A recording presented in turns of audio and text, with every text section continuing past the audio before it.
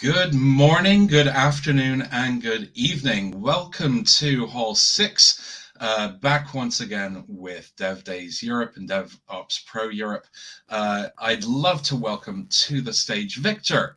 Victor is a Java champion working as a freelance trainer for companies across Europe and the founder of the European Software Crafters community.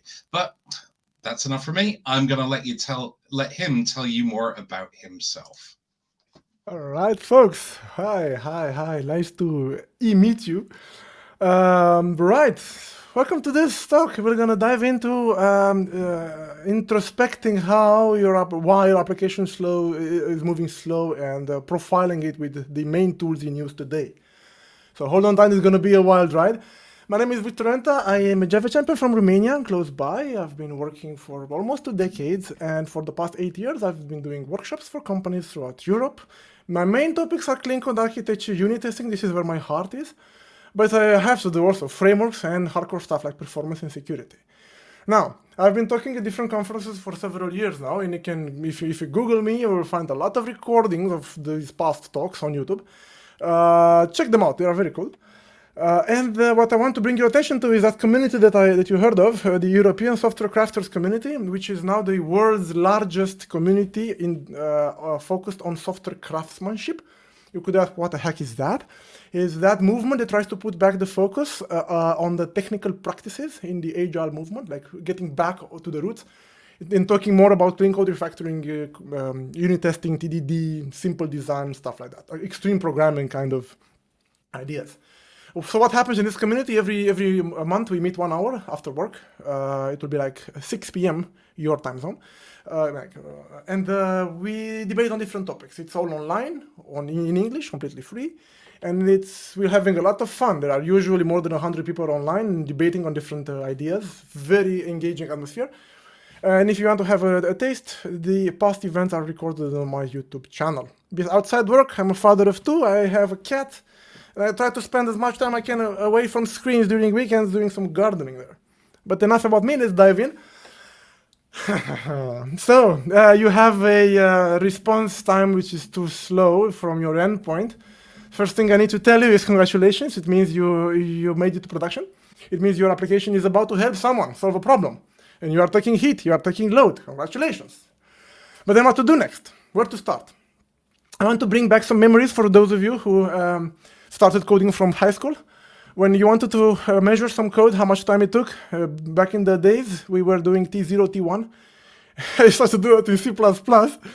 And we subtracted the times, and we get a time difference, and that's your milliseconds. But then I joined work, and when I joined work, we had a logging system. And the logging system, when you put a log, you have a timestamp every time, and you can just subtract the timestamps from. This is legacy. This is like ancient history. Of course, there are fancier ways to do that. And as a matter of fact, you can't really put those logs in any code you want, because you might not have access to change the code, and you might not know where to put those logs. You might not know where the performance bottleneck will hit you.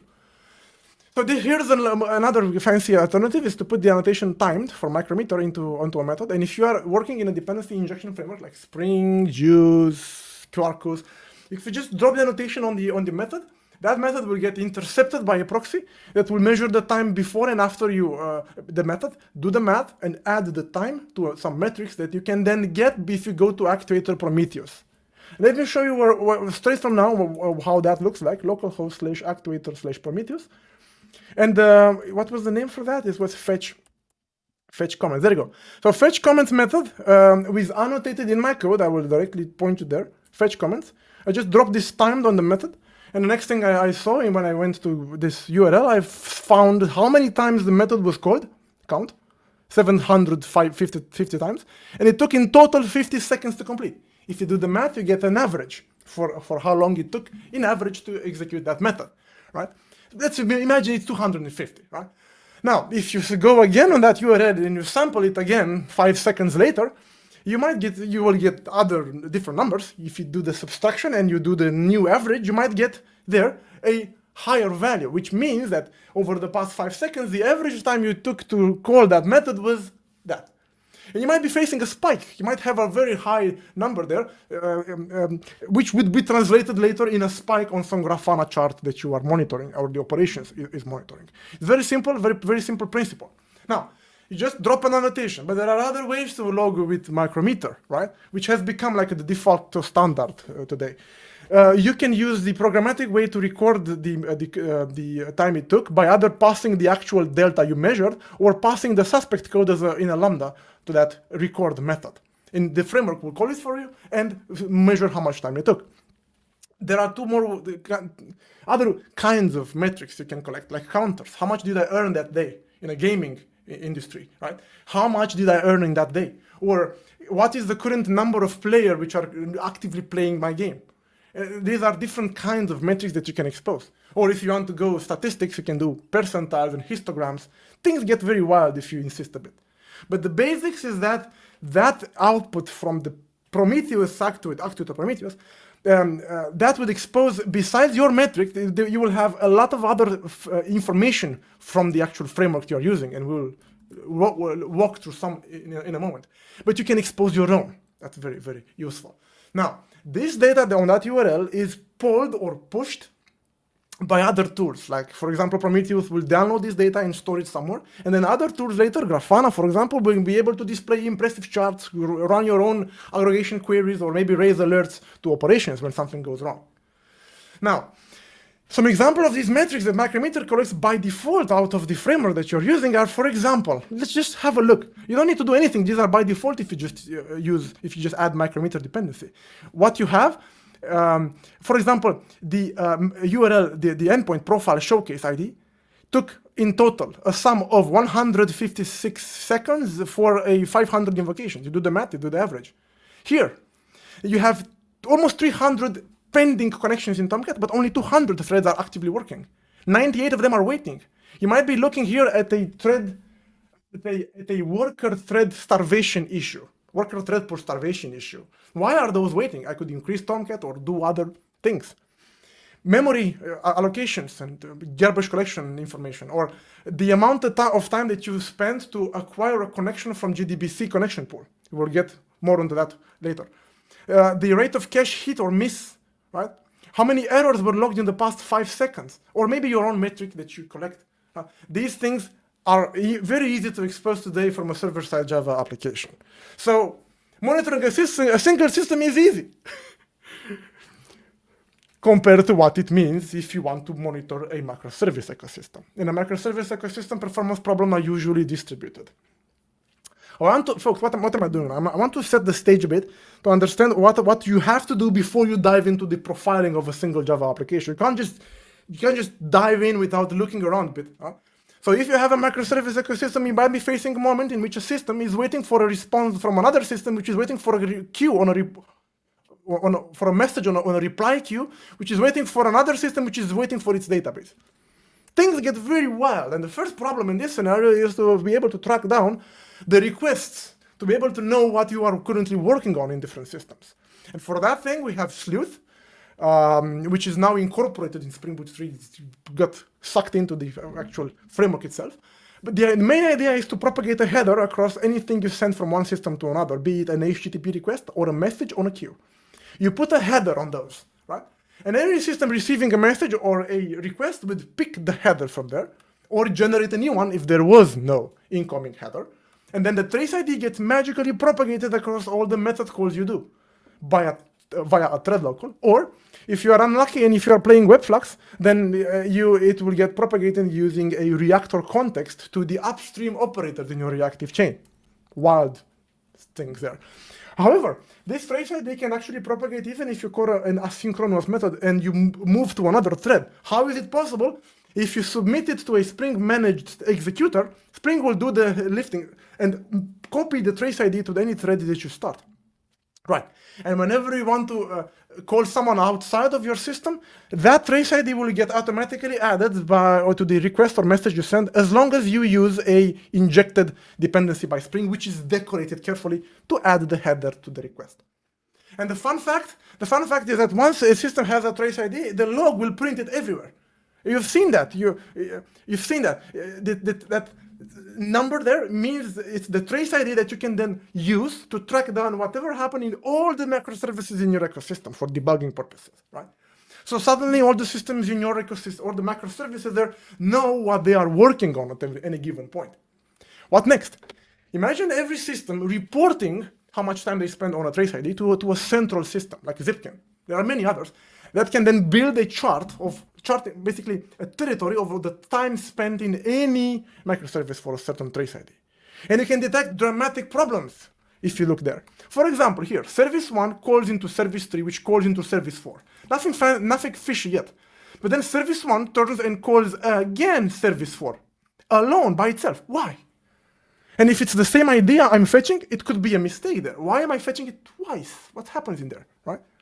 Or this example, the next one, in which I have a composite service fetching information to display to the user interface, and it fetches first the product by ID, then the recommendations for the user, and then the reviews for the product.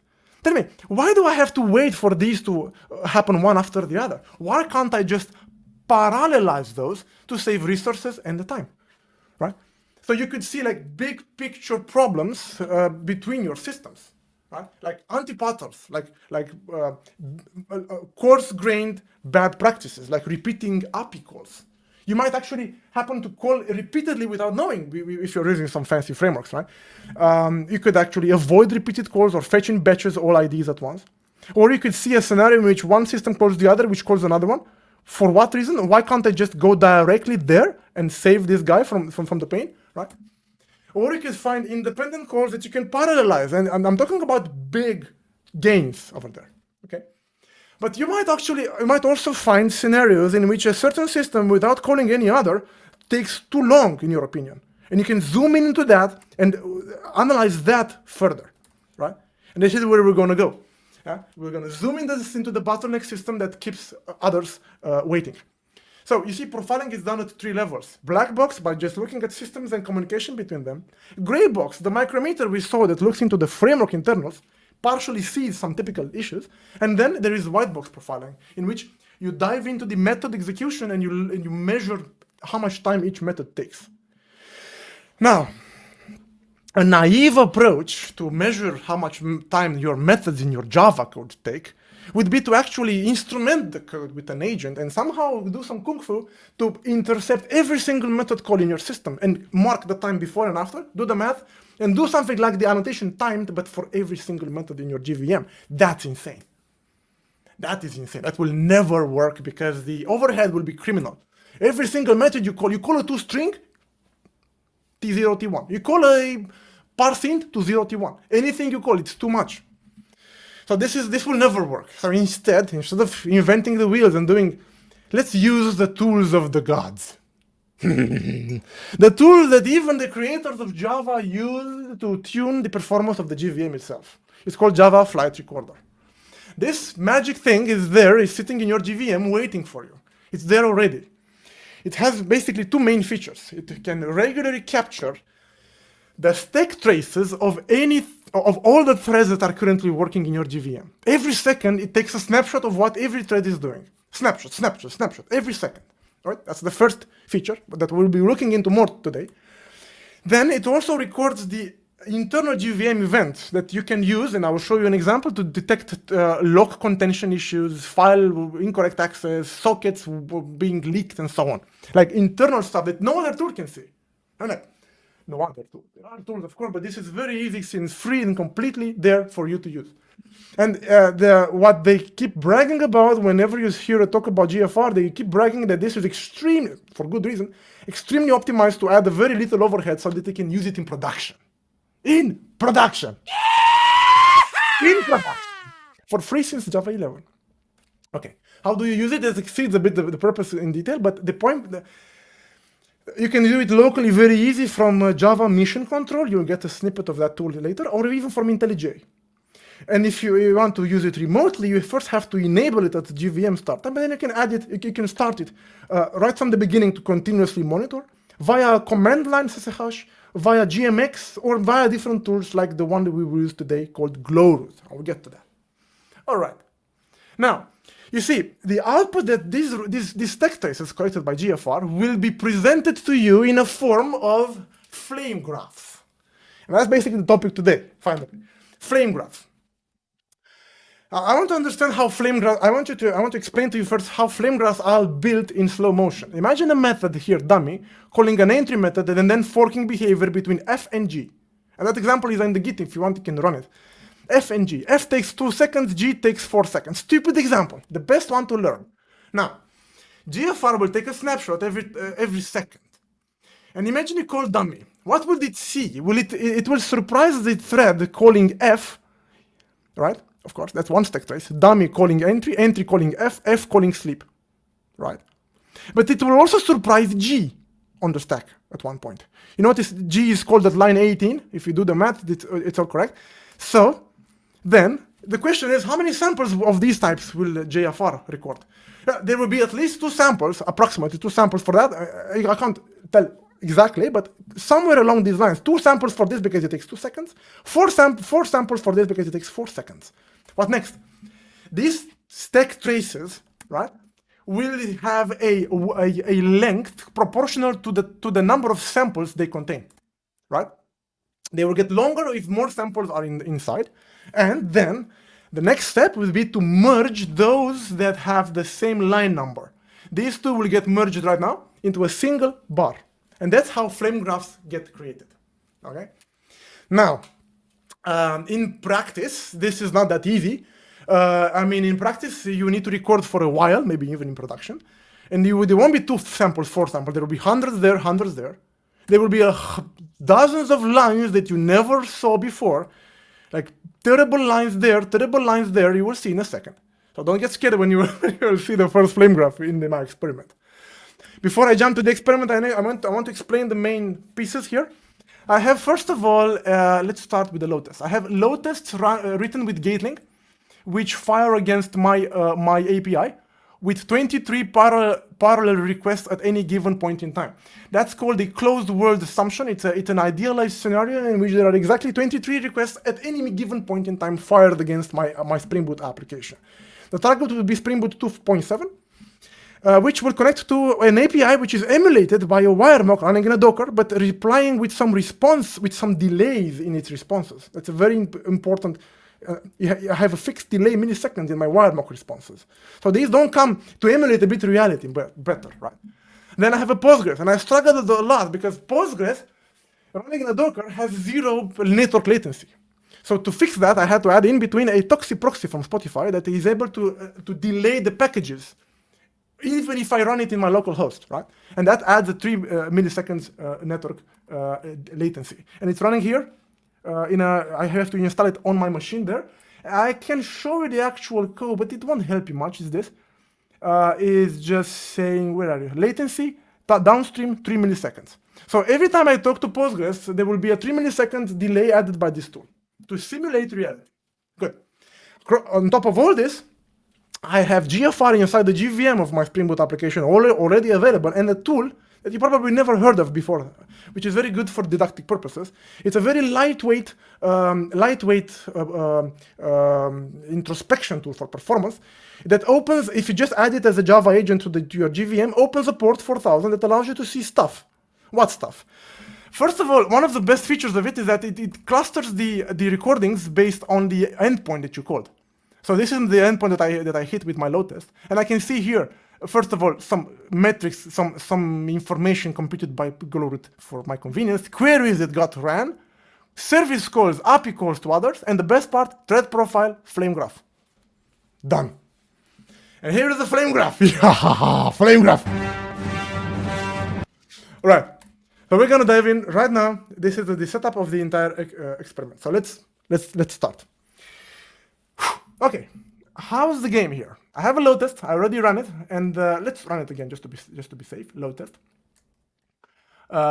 Firing 23 parallel requests. I have the log of my application there on the other screen. You don't mind that. You just want to look here where the simulation starts. And I have to be very careful to see OK in the results. I don't want to see KO. I want to see good answers. And whenever you hear an engine starting, connection is used. Exactly what I was afraid. Loan application DTO. Let's try to restart the application itself. First thing first. The connection refused for, what did I do wrong? Just a second. Let's check Docker also, my friend Docker. Are you up and running? Yes, thank you. No? Good. Let's go to the URL that you saw. It's called localhost/loan/1. Perfect. And now let's run the load tests again. Let's see. I hope I didn't break anything just before the demo. Come on. The gods of the demo, please bear with me here. Would I see okay? Okay. Whew. The gods are favorable today. And this takes 8 seconds to complete. And after that, for our convenience, it displays two things, some links to get to the results. The first here, it's the gatelink result, telling me that the mean time for this request to complete was 203.38, and I will put it in a visual in a text somewhere just for reference. Good. And I'm going to start looking now at the glow root, at the flame graph, to see where time is lost. And I'm going to start reading it from the bottom up. The first, at the beginning of time, there is, I can increase this a bit, maybe like this, no more. There is a thread run with then Tomcat. You can see our good old friend Tomcat there doing stuff because the request came in, so Tomcat. If you scroll up a bit, you will get Spring, all right?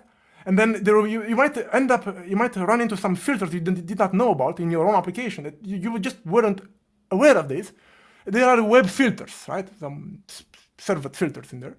If you scroll up against Tomcat, against Spring, this is the whole stack trace. IntelliJ doesn't display it to you usually. It hides, it collapses a lot of these if you have an exception, but now you see the whole story. Method invoke, and then something strange happens. I'm about to get to loan controller. But this is where the endpoint points to. This is where I should go. The loan controller loan/1. This is where I want to go. And this is the actual method loan controller get. Here, exactly this. But they have a problem. Before I get to that method, I first hit this. Now, if you were around enough in Spring, then you recognize our good old friend, a cglib proxy. This is a proxy of my own loan controller running in front of my actual method. So this gets to execute first. So what you see from here to there is basically the proxy mechanism of Spring that kicks in and steals my code, intercepts. So there is someone else that I wasn't aware of, which sits in front of me and runs code just before I enter the method. If you take time to look here, you will find something very, very mysterious here, this point. Notice that up until here, from bottom to top, yes, I had 169 samples. What does that mean? 169 pictures were taken by GFR, right? As you scroll up, you will see the same 169 moving along with you. But at this particular point, this is strange. This point splits the execution. It's a split point. That's what you want to get your attention to. On one side, I see. So the complex part is that actually happens in somewhere where I wasn't aware of this code. What the heck is the GDPR aspect? What the heck is that? Right? So let's see the samples of that my flow took to complete. Some of them, 5% of my time is wasted here on that path. What the heck happens on that path? I don't even need to read more into it. I can start from the top here. At the top, I see socket input stream socket read. C++ method. What does that mean? Network call. So without my knowledge, an aspect that I came through did a network call. What the heck is that? So I know exactly where that happened. GDPR aspect, line number 41. Let's head straight there. GDPR aspect, line number 41. 41, fetch jurisdiction. Fetch jurisdiction does the REST template get for object. Okay. Wow. And that happens where? In an aspect.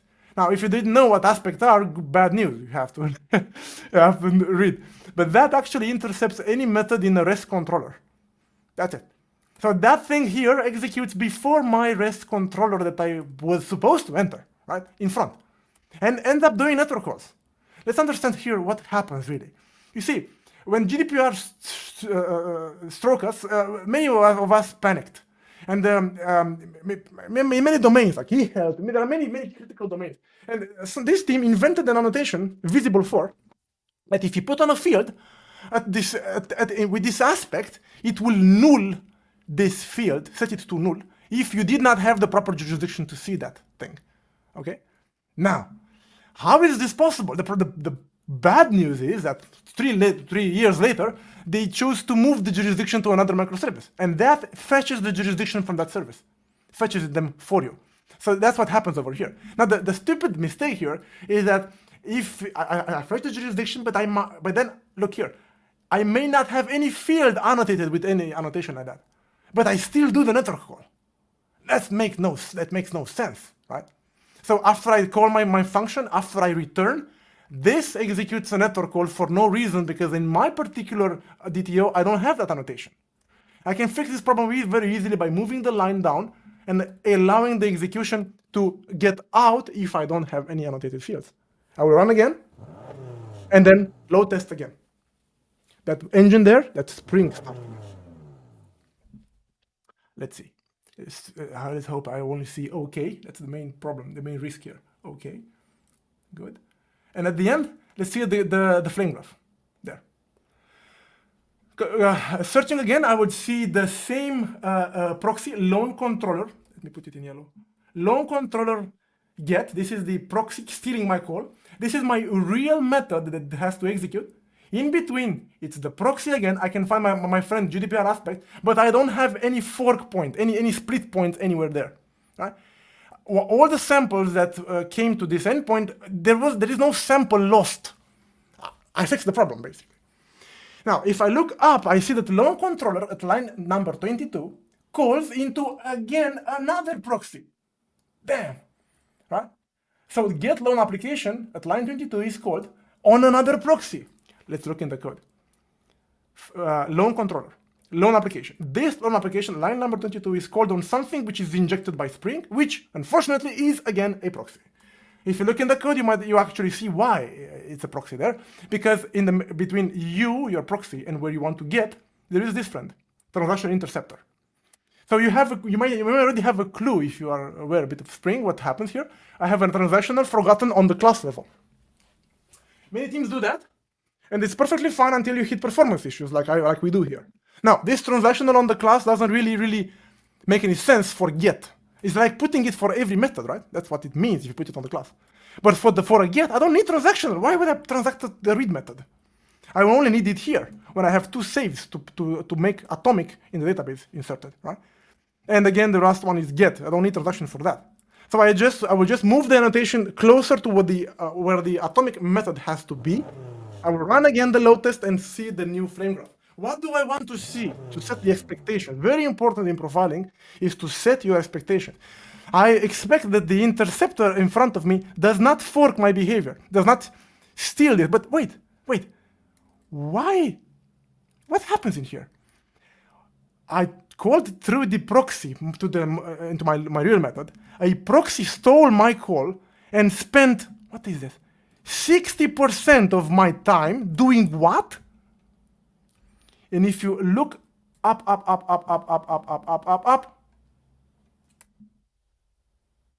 data source get connection, acquiring connection. Acquiring connection means waiting. Waiting for a connection in gDPC to be available to me. Oops. And it seems that thing takes 60% of my time. That's called the connection starvation issue, my friends. So let's see how we fix it. And let's see if it goes away. I will run again. The load test finished. I will click the new flame graph and analyze what changed. Get from the controller calls into the loan service. I can find my friends from just now, but I can see still that it's calling through a proxy, but there is no transaction interceptor in between. Good. But then I enter the loan method, the get loan application, but something strange happens. Look, I'm gonna slow motion this time. Get loan application spends 40%, 35% of time at line 40. Let's put it in the code. How much time? 35%. 35%. Where are we? Here. 35% on line 40. Am I wrong? 35% on line 40. Yes, 35%. How to put it here? 35%. 35% to do one network call. And here, on the database thing, we have 60%. Now, expectations. Would you expect that a repo call in my database will take twice as much as calling a network call? No. What the heck is wrong with you? It's my database. It should be super fast, right? So that doesn't meet my expectations. I would expect a database call to take like 10% compared to 35, much less than a full-blown REST call here. So if I read on, I will wonder why this get alone application from the Spring Data GPA takes so much. And if I read on above, I will see my good old friend again, P6, Hikari data source, get connection. Again, I have the same connection starvation issue. Now, even though I didn't transact the method itself, apparently I still have a connection problem. Now, after Googling and banging your head, you will find maybe that by default Spring releases the JDBC connection from the thread only after the HTTP response is sent back to allow lazy loading while marshalling JSON, which is a bad practice in itself. But still, this has to go true. Has to go false, meaning like I want to disable this behavior in Spring. I'm going to restart the application and run the tests again. What do I expect to see now? I don't want to see I have a problem. I don't want to see the connection, me waiting for connection anymore. However, I have a bad news for you. All the requests were failed. And this is life. When you try to optimize performance, you might break production, might break the behavior. Here is the exception that we had. Failed to initialize the collection of role. This episode is really horror. It appears that the toString of the loan application entity triggered a network call. How would you do that? Where is my toString? Let me see it. And there you will have a very interesting moment. You will find no toString in this class, but you will find the data from Lombok. And data from Lombok generates a toString that by default uses all the fields in the toString. And the moment when Hibernate tried to access the beneficiaries, it ended up firing a network call to bring the beneficiaries in. But now, since I don't have a connection available anymore, it breaks the production. But wait, who exactly called? There are two problems here. First is that I'm doing lazy loading in a toString. The problem is that I'm including the collections in a toString. So I'm going to exclude those as a good practice here. Exclude the collections when you do the toString. Exclude, right? And the other question next is, who the heck used the toString? And that brings me to this line. This line is a bad practice because the plus loan application fired the query. But you know what's the most weird part? That I didn't even see the log because it's trace. But even if it's log trace, when you do plus, you still call the toString of this. Firing network calls, memory, CPU, to bring something that you don't even print. The good practice about this is never to concatenate entities, but use curly braces as placeholders. I fixed the problem in two ways right now. First, I excluded the collections from the toString, and I never called the toString at all. Right? Good. So let's run the tests again and see the new flame graph. What do I want to see finally? I want to see that I don't have any connection starvation issue anymore. I don't want to see that much time wasted in getting a connection. Right? Let's see if I'm lucky. There. What do we have here? The first fork point is here. The first point is here. It's two samples. I can just ignore that, honestly. Let's scroll up, and we see the fork here. What exactly happens there? I see that, look, at line number, where are you? Here, fetch comments. At line number 40, the get loan application, line number 40, get loan application calls fetch comments. Fetch comments is called on something called, using a technology called Fang client. So this is an interface with no implementation that gets dynamically generated at runtime to call network. However, if you scroll up, this fork point, what does that really mean? On one side, we have network waiting for the actual response over HTTP. On this side, we have again something that is not network, with a bit of of searching, we can find here something very strange: connection pool. What the heck is a connection pool? Google a bit, and it will tell you that underneath, Fang uses Apache HTTP client. I did not know that. I could not know that. Uses Apache HTTP client, and that thing over here means that you are again waiting for a connection, this time to do an HTTP request. After a bit of Googling, you'll find this setting in your property. Left like that for ages, because if it works, don't touch it. That good old principle. And then here 4. What does it mean? It will limit the number of connections per host to just 4. Let's be more generous here. Run again.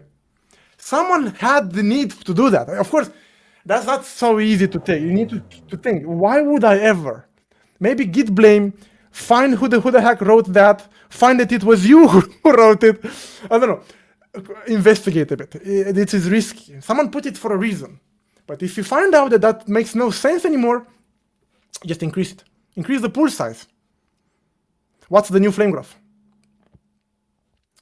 Oh, actually we were lucky in a sense here, because we see, I will explain in this slide this. Just still have a look. Loan controller enhancer by cglib here, and the same loan controller there. It's the exact same method. It's the exact same method, but access to 2 ways. One is called generated method accessor. The other one is called native method accessor. You know what happens in front of you? Just-in-time compiler optimized the code. I want to prove that. If I run again the code, the load test again, just the Java code will be already warmed up, and you will not see this difference. This will be merged with this. I'm going to show you that in a second. Think, think, think, and flame graph. If I run again, just-in-time compiler will not mess up with me, because it's already optimized the code. This will never happen in production, only in load tests. So get loan application at line 40 spends 80%, at line 39, 20%. Let's put it in the code and see if it matches our expectations.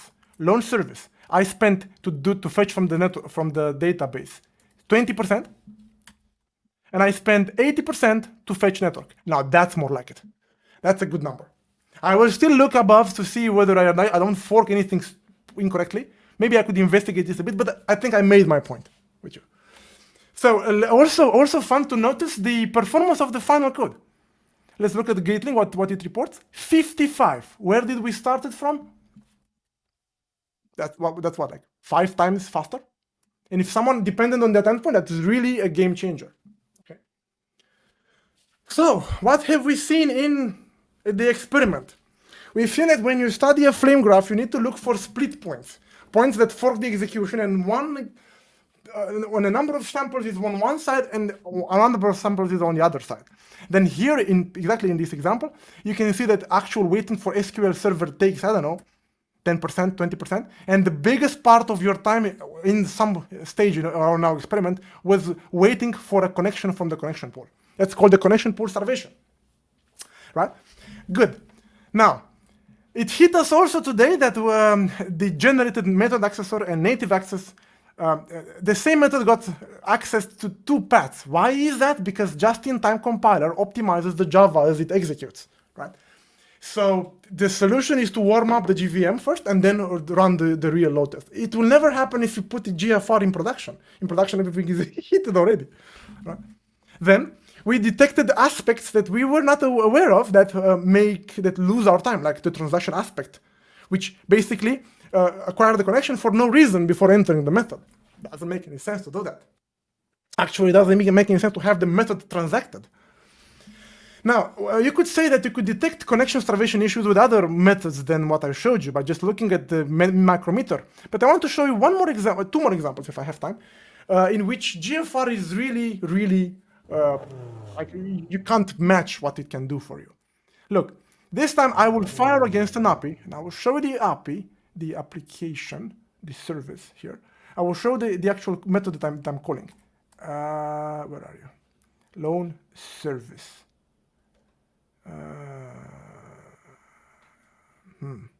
This method. Now, you might not see anything strange here, but I have a problem. I need to rerun the tests. The application restarted while I was running the load tests. This application. Just a second. Still bad. Stop. Rerun. 10 more seconds. If I can't make it work, I will just show you on the slide. I would love to show that. So the spring started. Let's run the load tests. Let's hope we only see no. There's a problem. I don't want to waste your time. So the idea is that I was about to show you a flame graph that looks like this. And that means here, white here means that you are not running any Java code. And the execution would be exactly hooked at this line. And you will wonder, why the heck am I hooked on that line? And then you will notice, synchronized. It's a very bad practice to use synchronized in a server-side application these days. But still, if you do it, GFR can tell you, hey, it's time wasted there. I'm not doing any Java code. That means here, C native code, synchronized. There are other ways, smarter ways to detect these problems. For example, loading extracting the GFR file, the recording, and loading it into Java Mission Control. And I did that just before the talk. I loaded the GFR from the application in here and just drag and dropping the GFR file. I should show the GFR file actually. Can I do that? Let me just, where did I put it now? Tricky. The GFR file, if I just drag and drop on this application, Java Mission Control, free tool since Java 11, it says here lock instances. And if you expand Java blocking, threads in the application were blocked on locks for 50 seconds for Christ's sake. Launch service was blocked 500 times for a total of 50 seconds. So it shows you what lock is blocked by what threads. These are the HTTP threads, right? So it gets even better. You can detect problems into library code, time wasted for stupid reason, but I'm afraid the time left is not allowing me to show you this slide. But the idea is that, I want to instead show you this slide. It's a very dear slide of mine. It's showing that GFR can record virtual threads. You know that big dramatic change in the Java language, the biggest since Java 8, which allows us to not block any thread when you do network. GFR can record it. So, what lessons did we learn? GFR can see into any Java code executes on your JVM, even if it's library or unknown code in your application, but cannot see into C native code. Because it's sampling your threads, GFR needs load. You can't just run from your browser one click and see the GFR output. It won't help you. You need load testing or recording from production, and it can be used in production. Then, if you are trying to profile a very CPU-intensive flow, just-in-time compiler might whack the line numbers. In GFR, might end up reporting the wrong place where time is lost. There is a Vine article that I would recommend you in the next slide to read. Now, tuning requires patience, judgment, expectations, and to know a bit, at least theoretically, what are your libraries doing? Where do you expect that would take time, right? A limitation of GFR is that it cannot follow asynchronous or reactive chains. You can't do that.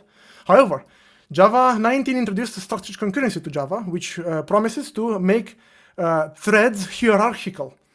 And it's already in work, the fact that GFR thread stacks would be able to be linked to each other to build a hierarchical map of where the time is lost. You would be able to follow what threads you started. Right? And it can record virtual threads. So as a conclusion, how do you approach a performance issue in Java in a server-side application? You zoom in on the issue from the outside in with black box profiling using Zipkin, I don't know, Istio, Dynatrace, Datadog to see where the problem is in the system. Look at the output from Micrometer. Many tools already capture it, expose it in a consistent way. But if you cannot use these tools above, or the bottleneck is still unclear, use GFR either in production or either load test, perhaps in a, swing application, a batch application, places where you can't use this above, a mobile application, right? And then get the GFR out and fetch it to Java Mission Control to get the automatic analysis report like I did over here. It detects a lot of problems that you might miss otherwise. And then once you have once you measure the problem, you optimize the code and the configuration, weighting the benefit versus the risk and the effort it takes you to do that.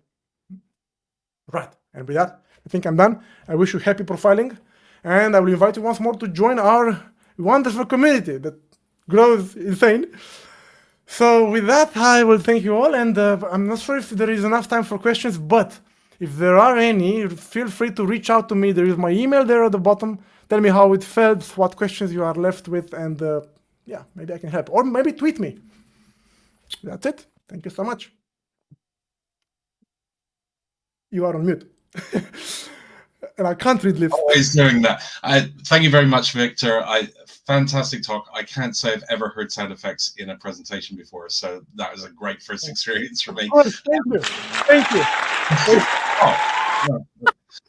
But thank you very much. We'll take a break for a couple of minutes and we'll be right back, but definitely drop Victor a line if you've got any questions. Catch you in a bit, folks.